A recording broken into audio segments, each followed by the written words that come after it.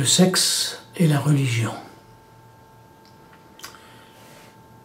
La religion, j'ai l'impression, c'est ce que je pense personnellement, a été créée soit par des vieux frustrés, soit par des personnes qui étaient soucieux de la moralité ou du comportement d'un peuple, de leur peuple.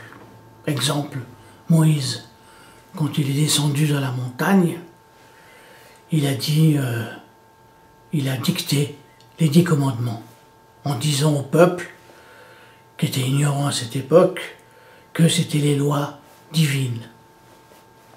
Bon, il les a reçues. D'ailleurs, le fait de vivre est aussi quelque chose de divin.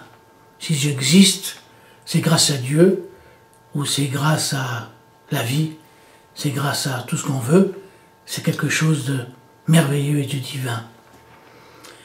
Et toute bonne pensée, ou de mauvaise pensée, c'est dû à la création. Bon bref, mettons ça de côté. Alors, ce Moïse, un homme qui n'était pas bête du tout, pour mettre de l'ordre dans cette société chaotique et de dépravés, a sorti les 10 commandements. Parce que c'est vrai, à cette époque, c'était un gros bordel, excusez-moi du terme. Les hommes allaient avec les hommes, les femmes avec les femmes, les hommes mariés avec des femmes mariées. Hein, c'était vraiment le bordel, comme on dit. Alors il fallait mettre de l'ordre. Donc ça, c'est le côté, c'est l'homme sage, l'homme qui veut créer un certain équilibre, une harmonie. Mais c'est parce que c'est aussi une histoire de sexe. Parce que tout allait de travers à cause du sexe. Donc Moïse a été aussi, il s'est interrogé, que faire avec cette société, sa société, pour qu'on cesse d'utiliser le sexe à bout. Bon bref, essayez de comprendre. Et puis il y a les frustrés, les malades, ceux qui ne peuvent pas avoir parce qu'ils sont trop vieux, dont ils sont incapables, la jalousie de la jeunesse.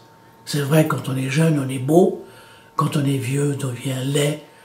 D'ailleurs, on n'a qu'à regarder la peau quand on est vieux, c'est pas la même peau, c'est pas la même souplesse, c'est quelque chose, c'est la nature, c'est l'être humain qui se dégrade.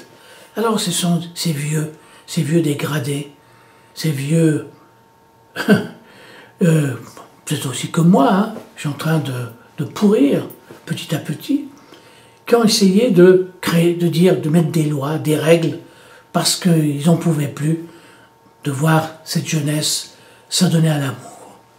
C'est vrai, il n'y a pas plus beau que l'amour quand on est jeune. Quand on est vieux, c'est presque insupportable. Je dirais, il faudrait peut-être faire l'amour en cachette. Et je crois qu'il faut le faire en cachette. Bon, bref. Mais toujours cette religion qui est là, qui a essayé de mettre de l'ordre. Vous me dites, oui, mais le sexe, pourquoi le sexe? Vous parlez de sexe. Mais oui, la circoncision. Pourquoi? Hein? Voilà la religion qui s'occupe de sexe. La circoncision. Pourquoi sert-elle? Certains vous diront, oui, mais c'est parce que l'histoire d'Abraham et tout, c'est un acte de foi. Quel acte de foi? Dieu crée l'homme, a créé l'homme, la nature a créé l'homme, comme si Dieu avait fait une petite erreur, hein, et tout d'un coup il avait fait quelque chose d'un sexe imparfait, il fallait que l'homme le transforme en sexe parfait. Alors on vous sort des histoires d'hygiène et tout ça, mais quelle hygiène?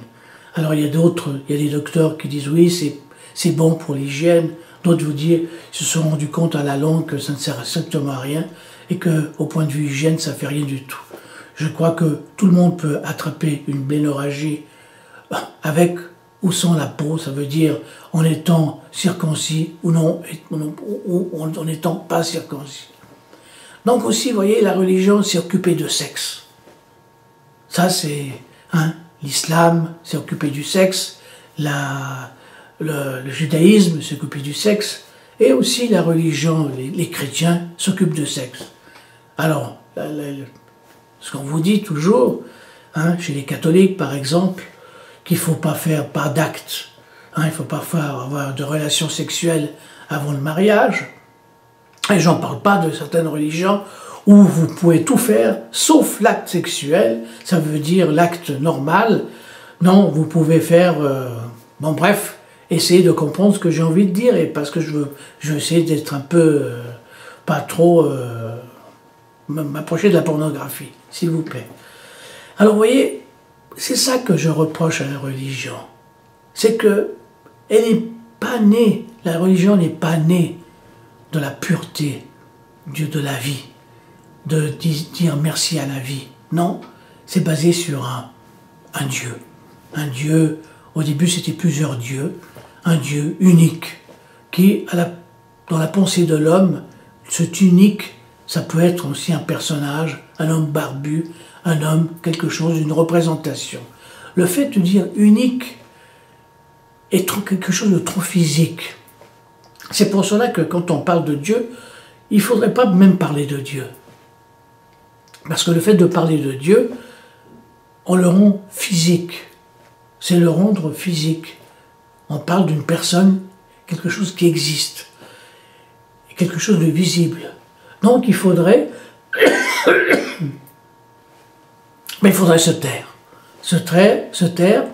et ni même pas imaginer, parce que Dieu n'est pas imaginable. Si Dieu, ou l'existence, ou la vie, ou tout ce qu'on veut, ne doit pas être personnalisé. Bon, bref.